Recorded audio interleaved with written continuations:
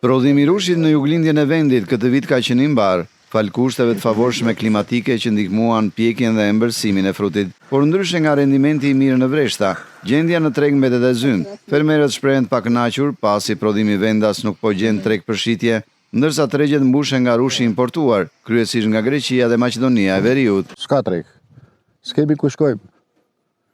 Punojmë gjithë vitin, heqim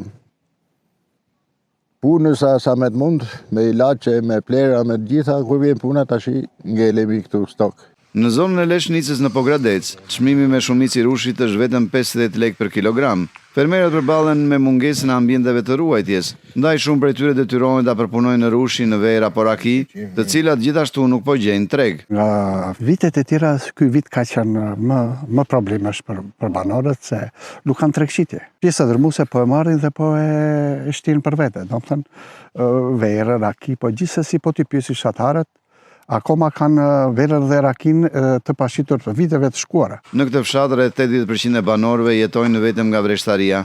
Qarku i Korçës mbetet një nga zonat me prodhimin më të lartë të rushit në vend, me mbi 1119 hektar vreshta të varieteteve të ndryshme, të përshtatshme si për konsum, ashtu edhe për prodhimin e verës.